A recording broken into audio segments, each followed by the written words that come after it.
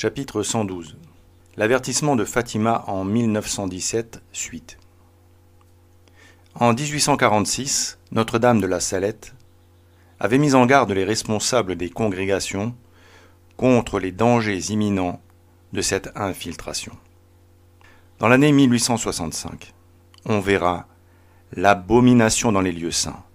Dans les couvents, les fleurs de l'Église seront putréfiées, et le démon se rendra comme le roi des cœurs.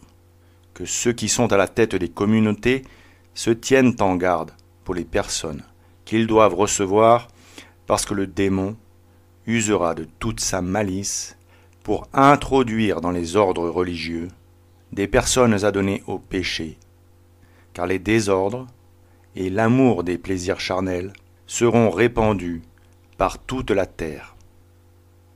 Notre-Dame avait aussi dit lors de la même apparition, en l'année 1864, Lucifer, avec un grand nombre de démons, seront détachés de l'enfer. Ils aboliront la foi peu à peu, et même dans les personnes consacrées à Dieu, ils les aveugleront d'une telle manière qu'à moins d'une grâce particulière, ces personnes prendront l'esprit de ces mauvais anges. Plusieurs maisons religieuses perdront entièrement la foi et perdront beaucoup d'âmes. Et nous l'avons vu, l'année 1864 vit la création de la première internationale, qui fut nommée Association internationale des travailleurs. Son comité central publia des statuts provisoires rédigés par Karl Marx. Aujourd'hui, il serait difficile de ne pas voir de corrélation entre l'avertissement de Notre-Dame et la création de cette première internationale, l'histoire ayant confirmé la nocivité du communisme pressentie par le pape Léon XIII, ainsi que sa volonté délibérée de semer le chaos. Randy Engel montre dans son livre « Le sacre de la sodomie », l'homosexualité et l'Église catholique romaine, comment ce qu'elle appelle l'homme interne, néologisme décrivant l'internationale homosexuelle par analogie au Comintern, l'internationale communiste, s'est développé et a littéralement colonisé la société occidentale du XXe siècle, sous l'impulsion du communisme et grâce au silence des gouvernements et des autorités religieuses compromis dans des scandales inavouables. Cet aperçu est applicable à la situation actuelle de la contre-église moderniste post-Vatican II, subvertie par un clergé qui compte dans ses rangs de nombreux homosexuels.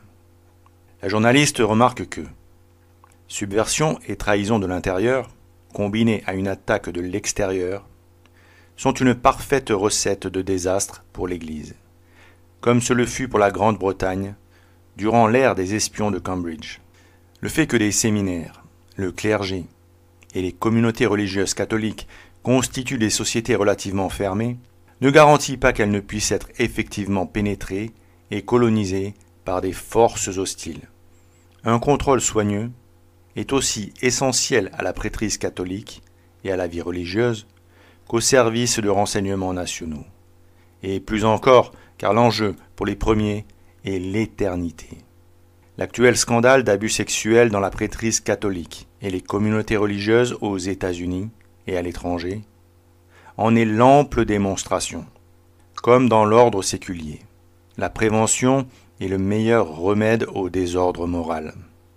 Une fois que le cancer de l'homosexualité a métastasé un séminaire ou une maison religieuse, les demi-mesures sont en général inadéquates pour contrôler le mal et l'institution doit être totalement fermée. Un contrôle compétent peut être défait par la corruption de ceux qui exercent le pouvoir et l'autorité ultime.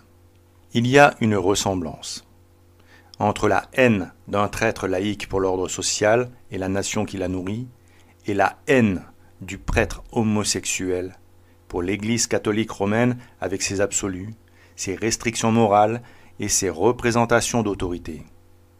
Une fois le prêtre ou le religieux absorbé par le homme interne, son allégeance et son assujettissement envers lui remplacent toute autre fidélité antérieure. Sa dévotion à sa famille et à sa foi est atrophiée.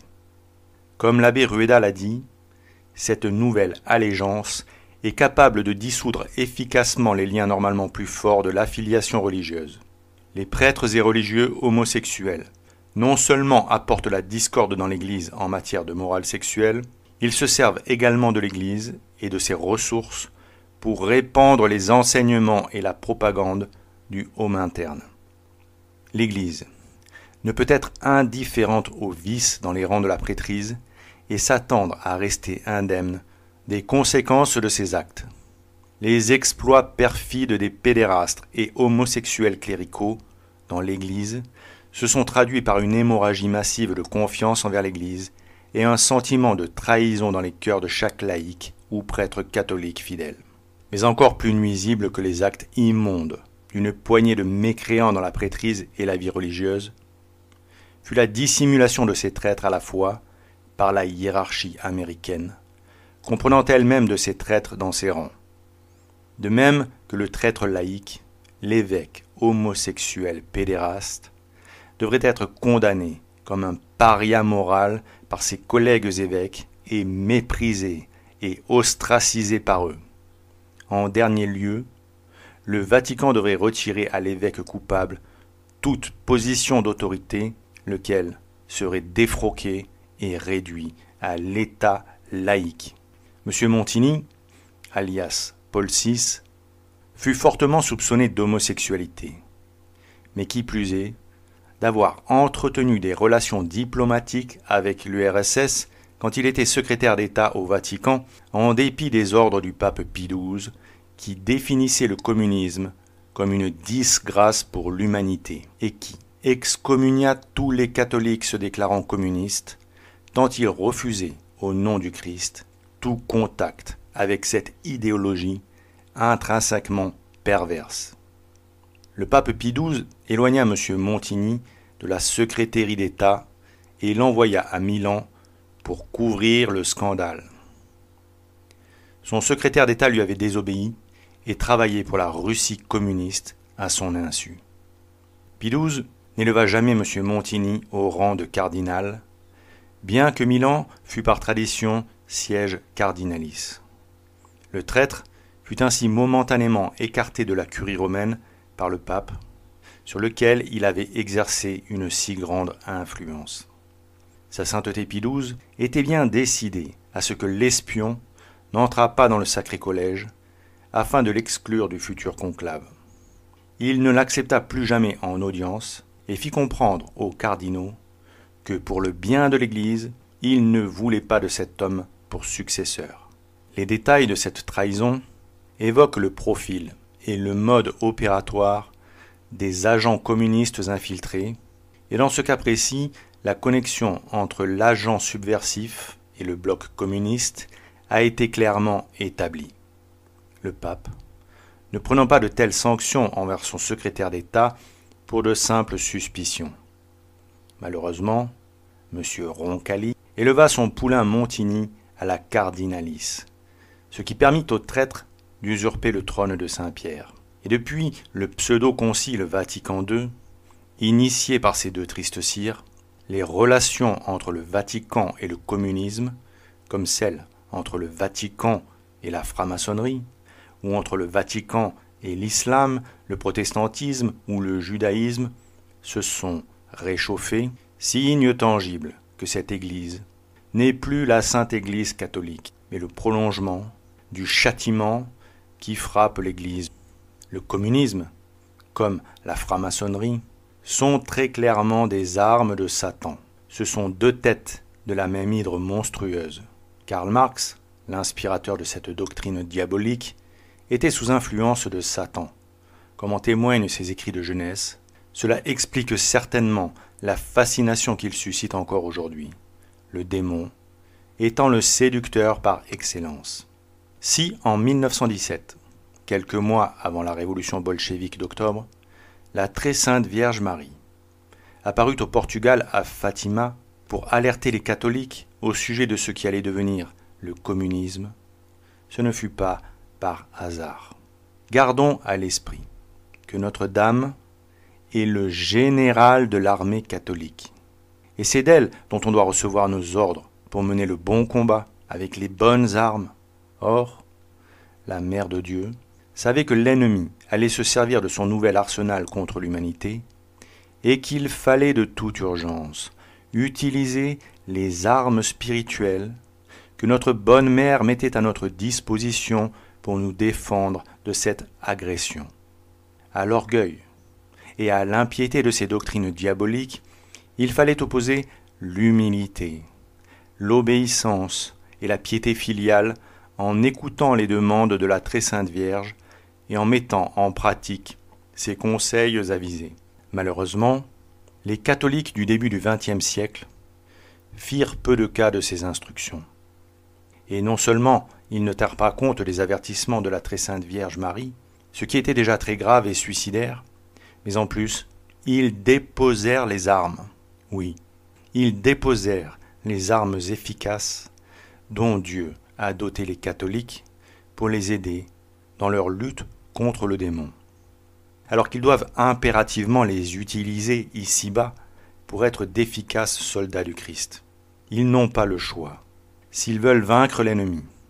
L'abbé Mestre compare notre Seigneur à un chef de guerre et les catholiques à une grande armée sous ses ordres. Ce magnifique capitaine, Jésus, l'homme-dieu, commande une armée innombrable, parfaitement organisée, ayant ses chefs supérieurs, ses officiers inférieurs et ses soldats aguerris qui obéissent au moindre signal et qui combattent incessamment et à la fois sur tous les points de l'univers.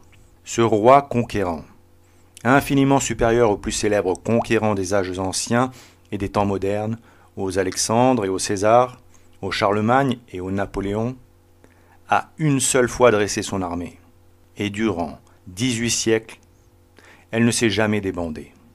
Il a commandé une seule fois, et depuis cet ordre, elle n'a point cessé d'obéir, de combattre, de mourir, de vaincre. Aujourd'hui, après 1869 ans de combat, elle est moins prête que jamais à remettre le glaive dans le fourreau. Comme ses propos sont inspirants. Mais hélas, aujourd'hui, l'armée des catholiques est bien réduite, et ce qu'il en reste est assez indiscipliné. Pourtant, il n'y a pas si longtemps, l'abbé Mestre pouvait s'émerveiller de sa combativité et de la puissance de son chef. Alors comment expliquer le décalage avec la situation présente? Eh bien, imaginons un instant des soldats qui prétendraient aller au combat sans leurs armes. Qu'adviendrait-il d'eux et de leur cité? Ils seraient anéantis. Or, c'est ce que font la plupart des catholiques actuellement. Saint Paul nous a décrit dans son épître aux Éphésiens les 7 armes dont Dieu dote les chrétiens et dont ils doivent se servir, parce qu'elles font du catholique un soldat du Christ. Ce sont la vérité, la justice, le zèle pour l'Évangile, la foi, la parole de Dieu, la prière et le casque du salut. Le salut est présenté comme un casque, parce que le casque protège la tête. Or, la tête prend les décisions et dirige tout le corps. Tout dépend de la tête. Le casque du salut chapeaute tout. Le salut constitue ce que le chrétien ne doit surtout pas perdre de vue. C'est le cap dont il ne doit pas dévier, son étoile du berger. D'ailleurs, que fit sainte Jeanne d'Arc à son arrivée sur le champ de bataille? Elle demanda à ce que les soldats français se confessassent et chassassent les ribaudes du camp, montrant ainsi que le vrai combat est avant toute chose le combat du salut, un combat individuel que tout catholique digne de ce nom doit mener, en se préservant notamment des occasions de péché. Pour arriver à gagner ce combat, le chrétien doit toujours regarder en direction de ce qui est immuable, la vérité. La vérité va l'aider à supporter les épreuves. Il s'en ceindra les reins pour les protéger lorsqu'il portera son fardeau, en suivant notre Seigneur Jésus-Christ. La justice sera sa cuirasse. Car si le chrétien ne rend pas à chacun ce qui doit lui être rendu, il ne sera pas protégé lui-même, puisqu'il est écrit que l'on sera jugé à la manière dont on jugera, et que l'on nous mesurera avec la mesure dont nous mesurons. Enfin, le catholique devra chausser ses pieds du zèle de l'Évangile et se servir de l'épée de la parole de Dieu, parce que son zèle l'aidera à rester debout et à avancer dans la bataille quand il frappera l'erreur avec l'épée de la parole de Dieu. Pour parer les coups de Satan, il se protégera du bouclier de la foi, et il demandera l'aide du Seigneur des armées par la prière, afin de repousser l'ennemi qui nous incite sans cesse à remettre en question ce qui a toujours été vrai. Car pour survivre spirituellement, il faut s'insérer dans la continuité des enseignements des pères de l'Église et de la tradition. Or, ce principe salutaire est totalement contraire aux fondements actuels de la société.